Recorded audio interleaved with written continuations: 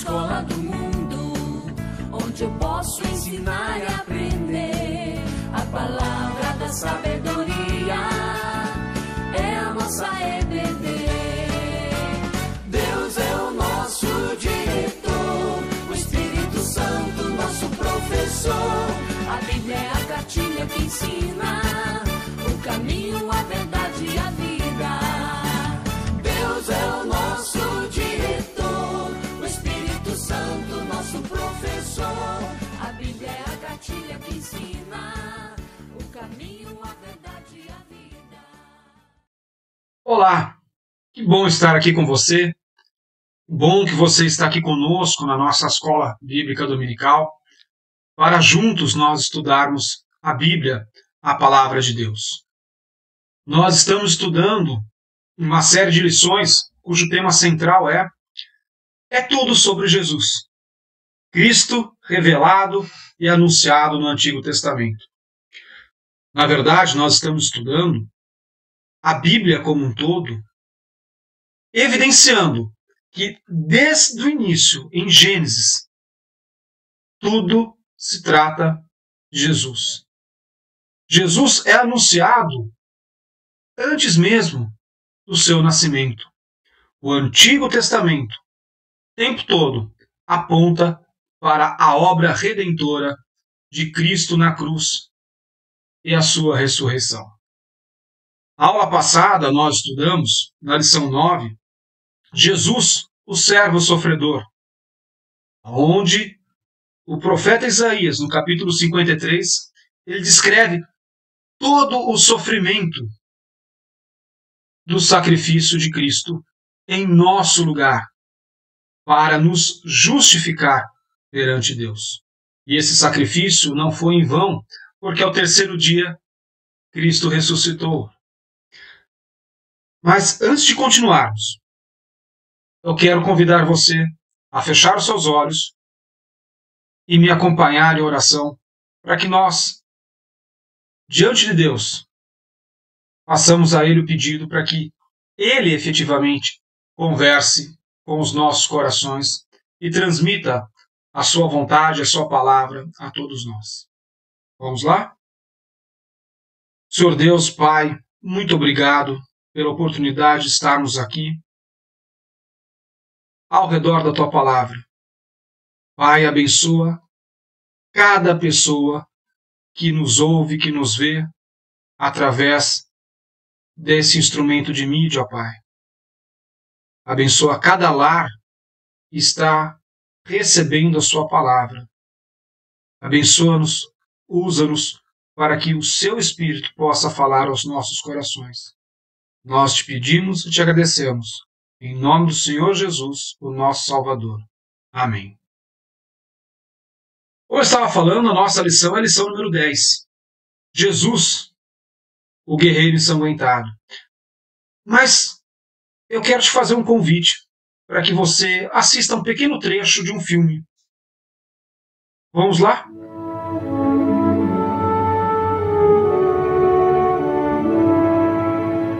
Distribuição Focus Filmes. As Crônicas de Nárnia.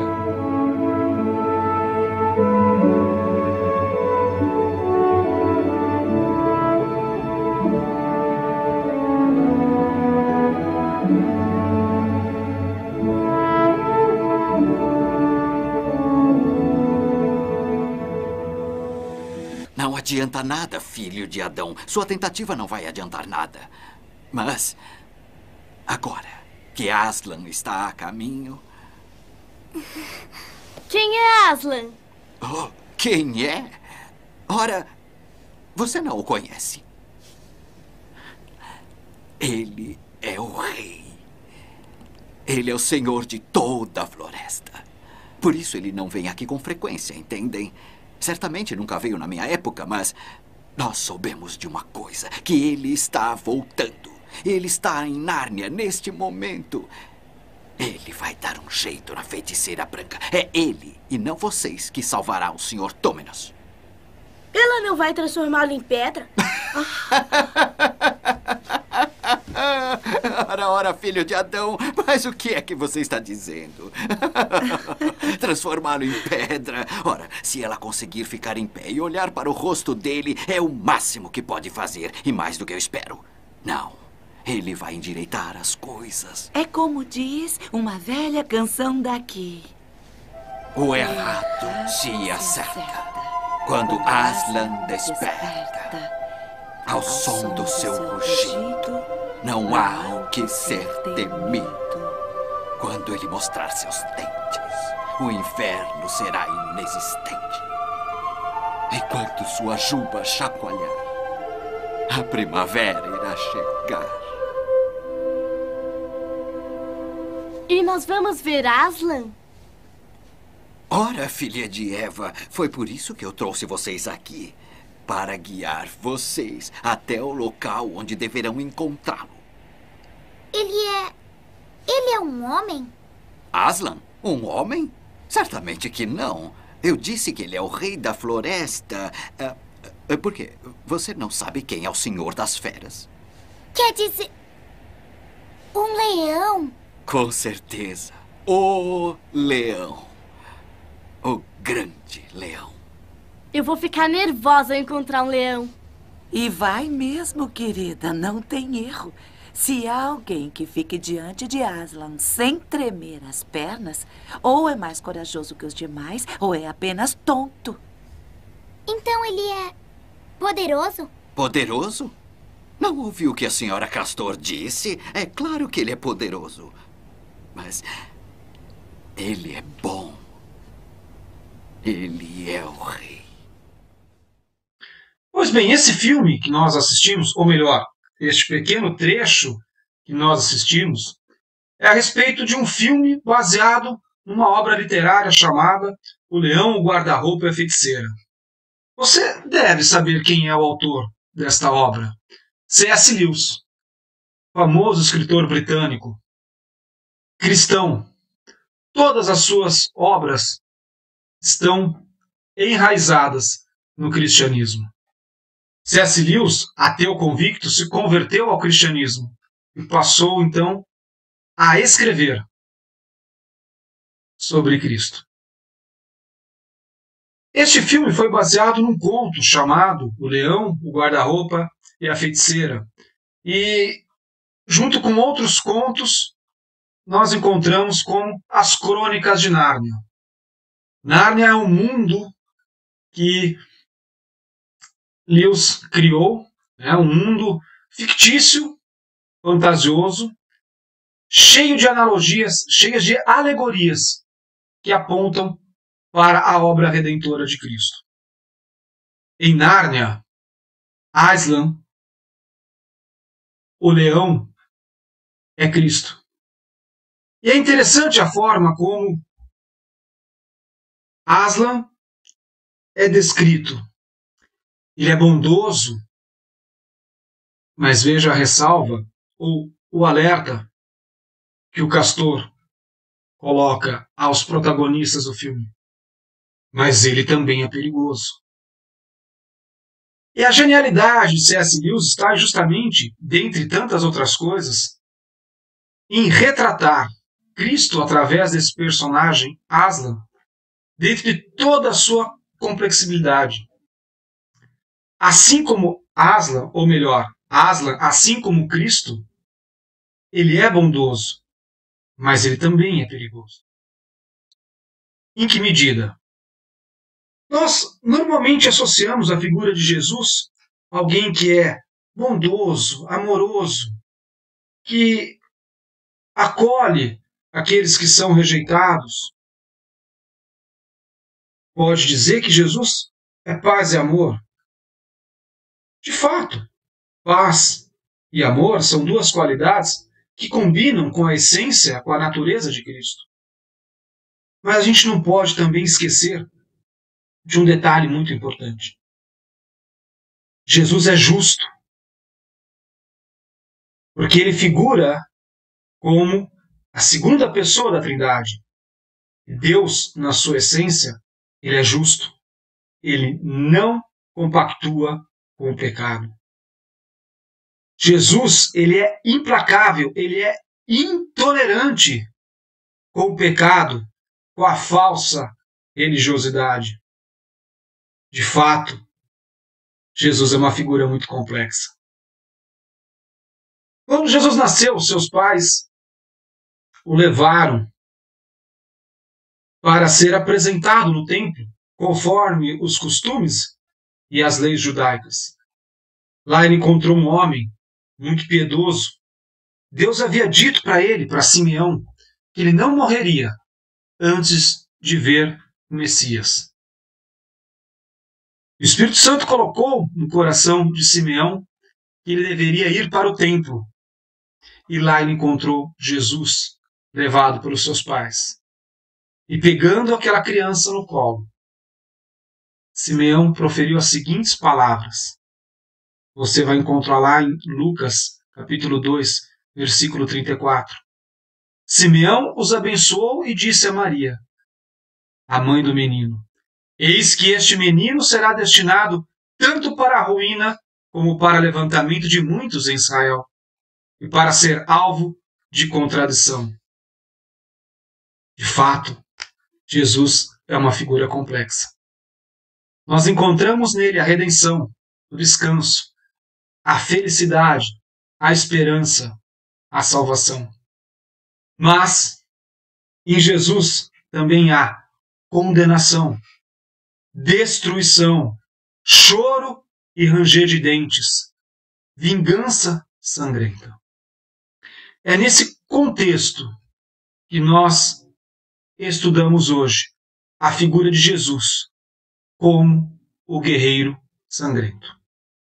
Eu convido você então para abrir a sua Bíblia em Isaías, capítulo 63, versículos de 1 a 6. Acompanhe comigo a leitura. Quem é este que vem de Edom, de Bosra, com vestes de vivas cores, que é glorioso em sua vestidura, que marcha na plenitude da sua força? Sou eu que falo em justiça, poderoso para salvar. Porque está vermelho o traje e as tuas vestes como daqueles que pisa as uvas no lagar? O lagar eu pisei sozinho, e os povos nenhum homem se achava comigo. Pisei as uvas na minha ira, no meu furor, as esmaguei e o seu sangue me salpicou as vestes e me manchou o traje todo. Porque o dia da vingança me estava no coração, e o ano dos meus redimidos é chegado. Olhei e não havia quem me ajudasse, e admirei-me de não haver quem me sustivesse, pelo que o meu próprio braço me trouxe salvação, e o meu furor me susteve. Na minha ira pisei os povos, no meu furor embriaguei-os, derramando por terra o seu sangue. Olha que interessante. Lá em 53, Isaías coloca a visão do servo sofredor. E representa, ou melhor, que é Cristo sofrendo as dores do pecado de toda a humanidade, morrendo de forma humilhante a morte de cruz, ressuscitando. Agora ele escreve a figura de alguém que vem de um lugar determinado.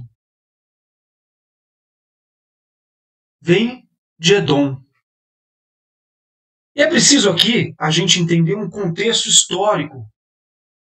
Os edomitas são descendentes de Esaú e sempre figuraram no Antigo Testamento como inimigos mortais de Israel.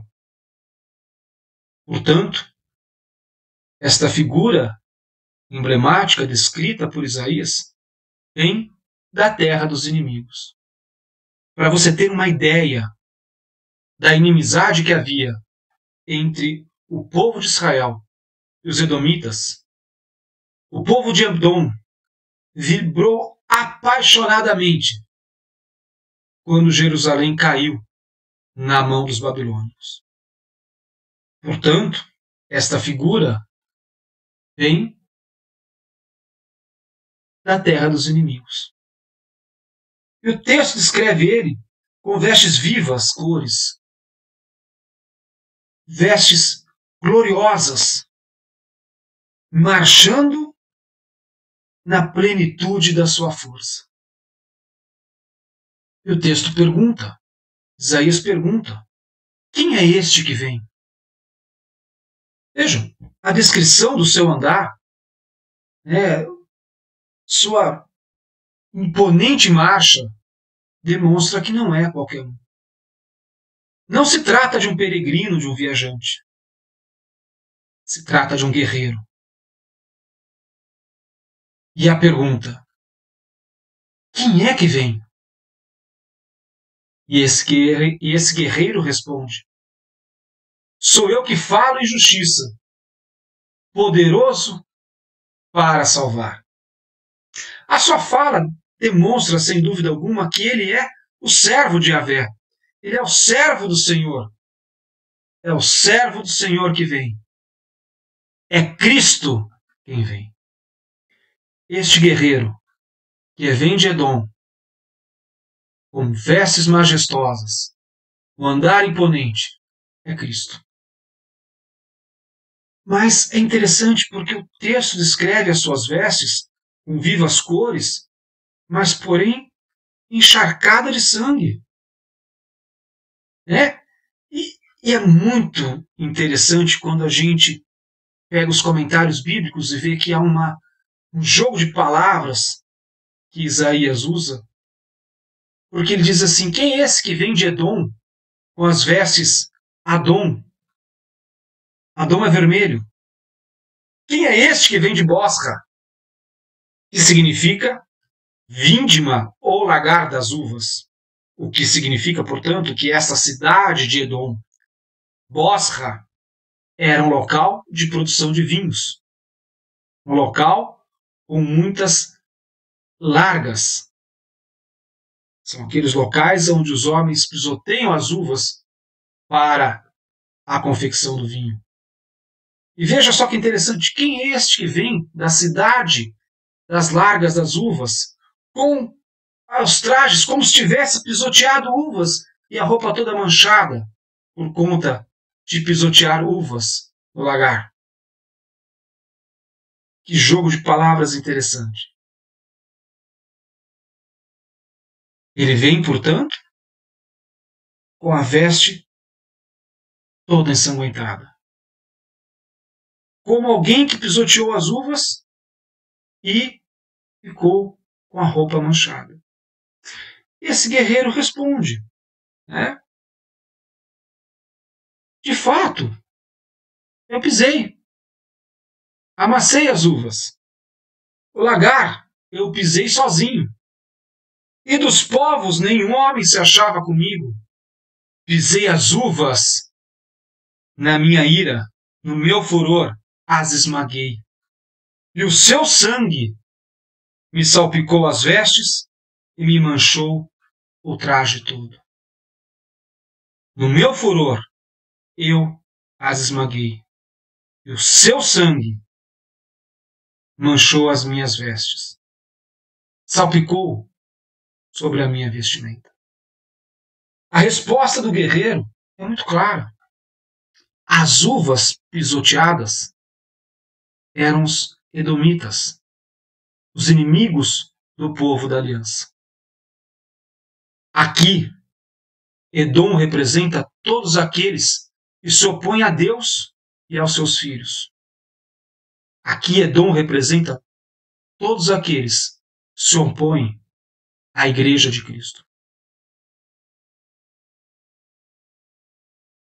A gente está acostumado a associar a figura de Cristo ao sangue.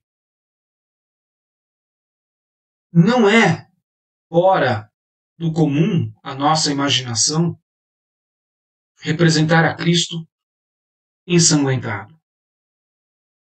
Mas vejam que esta figura descrita em Isaías 63 é diferente. Porque agora Cristo não está ensanguentado do próprio sangue. Cristo está ensanguentado com o sangue dos seus inimigos. As suas vestes estão encharcadas do sangue daqueles que se opõem a Deus, daqueles que se opõem à Igreja de Cristo. Não é o seu sangue, mas o sangue dos seus inimigos. No versículo 4 é mencionado o dia da vingança. Porque o dia da vingança me estava no coração. E o ano dos meus redimidos é chegado. Que dia da vingança é esse? Simples. Aquele dia em que todos nós seremos apresentados diante do Pai. Seremos separados como cordeiros, como cabritos. É o dia do juízo final. É o dia do acerto de contas. Este é o dia da vingança. Agora, muito cuidado com a questão semântica, vingança.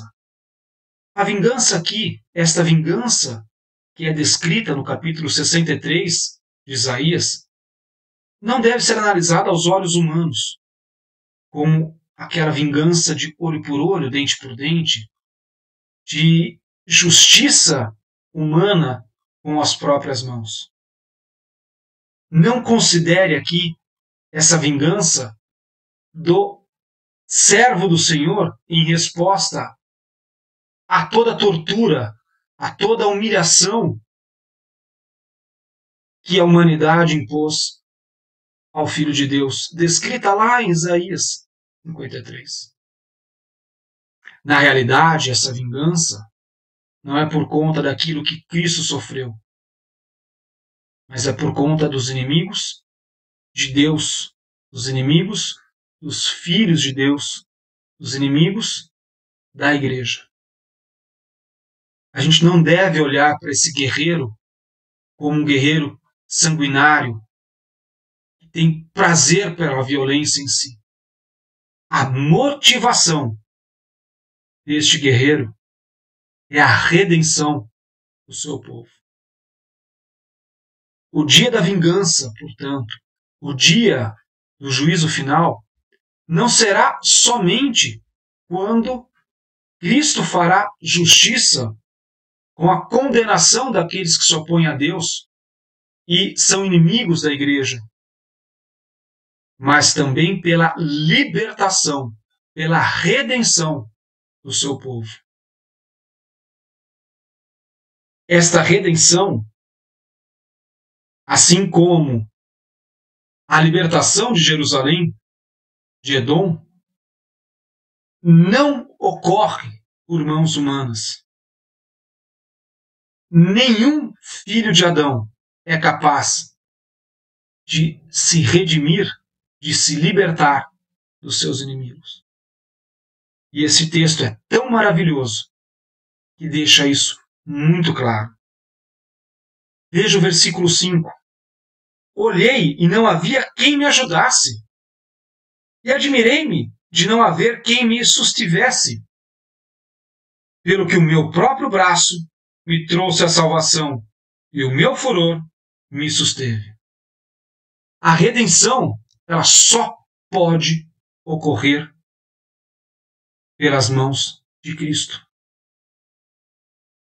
A destruição de Edom foi feita sozinha pelas mãos de Cristo, deste guerreiro. Nenhum filho de Adão, frise-se mais uma vez, é capaz, por seus próprios méritos, por seus próprios feitos, conquistar a libertação em relação àqueles que o oprimem. Nenhum homem é capaz de se autolibertar, seja do pecado ou daqueles que são colocados como opositores da Igreja de Cristo. A salvação, portanto, do início ao fim, pertence ao Senhor.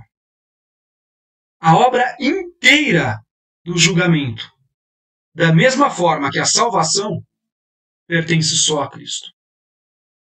Ao Senhor pertence a condenação, a destruição dos inimigos da igreja. Portanto, não adianta você querer fazer justiça em nome de Cristo, porque essa justiça não pertence a mim nem a você.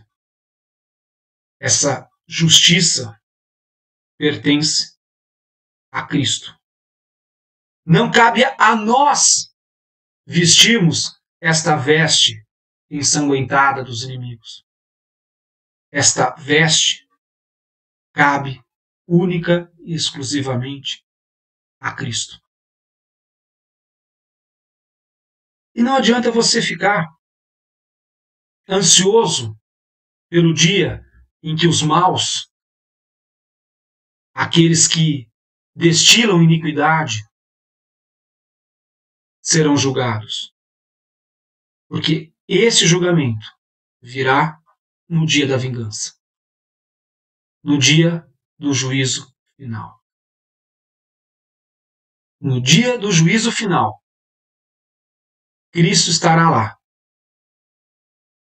para advogar em prol daqueles que o têm como Salvador. Ele dirá ao Pai: o preço do pecado deles eu já paguei. Porém, em relação àqueles que se opõem à igreja, são inimigos de Cristo, lá ele será o guerreiro ensanguentado e dirá: não os conheço. Aliás, eu convido você a ler duas passagens no livro de Mateus, que evidencia exatamente esta postura de um guerreiro que irá ficar com as vestes ensanguentadas daqueles que se opõem a Deus, daqueles que são inimigos da Igreja de Cristo, no dia do julgamento final. Mateus 7 fala sobre os falsos profetas. Algo descrito na época de Jesus e algo muito presente hoje em dia. Acompanhe comigo a leitura. Acautelai-vos dos falsos profetas. Se vos apresentam disfarçados em ovelhas, mas por dentro são lobos roubadores. Pelos seus frutos os conhecereis. Colhem-se porventura uvas dos espinheiros, ou figo dos abrolhos? Assim toda árvore boa produz bons frutos, porém a árvore má produz frutos maus. Não pode a árvore boa produzir frutos maus, nem a árvore má produzir frutos bons. Toda árvore que não produzir frutos é cortada e lançada ao fogo. Assim, pois, pelos seus frutos os conhecereis. Nem todo que me diz: Senhor, Senhor, entrará no reino dos céus, mas aquele que faz a vontade de meu Pai, que está nos céus. Muitos, naquele dia, hão de dizer-me: Senhor, Senhor, porventura não temos nós profetizado em teu nome? E em teu nome não expelimos demônios? E em teu nome não fizemos muitos milagres? Então lhes direi explicitamente: nunca vos conheci. Apartai-vos de mim, os que praticais a iniquidade. Expulsaram demônios em nome de Jesus. Profetizaram em nome de Jesus. E olhe só a resposta de Jesus como o guerreiro ensanguentado. Então lhes direi explicitamente: nunca vos conheci. Apartai-vos de mim, os que praticais a iniquidade. Assim como Jesus disse a Nicodemos: algo precisa ficar muito claro a todos nós. Não basta ir à igreja, fazer caridade. É preciso nascer de novo. Nem todos aqueles falam conhecem a Jesus, que dizem que os seus atos são em nome de Jesus. De fato, conhecem Jesus. Abra sua Bíblia também em Mateus 25, capítulo 31. A rubrica que tem aqui na minha Bíblia é o grande julgamento. Na verdade, o Evangelho de Mateus está descrevendo o dia da vingança. E é descrito lá em Isaías 63, versículo 4. Quando vier o Filho do Homem, na sua majestade, e todos os anjos com ele, se assentará no trono da sua glória, e todas as nações serão reunidas em sua presença, e ele separará uns dos outros, como o pastor separa os cabritos as ovelhas, e porá as ovelhas à sua direita, mas os cabritos à esquerda. Então dirá o rei aos que estiverem à sua direita: vinde, benditos de meu Pai, entrai na posse do reino que vos está preparado desde a fundação do mundo. Porque tive fome e me deste de comer, tive sede e me deste de beber, era forasteiro e me hospedastes, estava nu e me vestistes, enfermo e me visitastes, preso e fostes me ver. Então perguntarão os justos: Senhor, quando foi que te vimos com fome e te demos de comer? Ou com sede e te demos de beber? E quando te vimos forasteiro e te hospedamos? Ou nu e te vestimos? E enquanto te vimos enfermo ou preso e fomos visitar? O rei, respondendo, lhes dirá: em verdade vos afirmo, e sempre que o fizestes a um destes meus pequeninos irmãos, a mim o fizestes. Então o rei dirá também aos que estiverem à sua esquerda: apartai-vos de mim, malditos, para o fogo eterno, preparado para o diabo e seus anjos. Porque tive fome e não me deste de comer, tive sede e não me deste de beber, sendo forasteiro, não me hospedastes, estando nu, não me vestistes, achando-me enfermo e preso, não fostes ver-me. E estes lhe perguntarão: Senhor, quando foi que te vimos com fome, com sede, forasteiro, nu, enfermo ou preso e não te assistimos?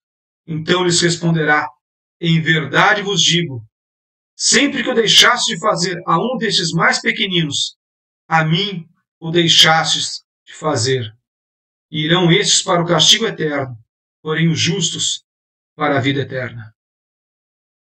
No dia da vingança, Cristo, o guerreiro ensanguentado, dirá para aqueles que são inimigos de Deus, se opõem à igreja de Cristo: apartai-vos de mim, malditos, para o fogo eterno, preparado para o diabo e seus anjos.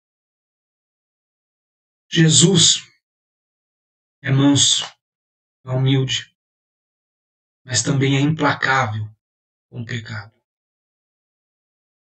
É preciso que nós saibamos que a sua obra inclui a destruição de todos aqueles que oprimem o povo de Deus, se opõem à noiva de Cristo. É preciso que nós não percamos de vista que Jesus é manso, é amável, mas que Jesus também é aquele guerreiro que ficará com as vestes ensanguentadas, com o sangue dos inimigos da Igreja de Cristo. Que o Senhor nos abençoe, que o Senhor nos guarde e, a cada dia, a nossa vida possa refletir o amor de Cristo. O mesmo Cristo também é justo. Deus te abençoe.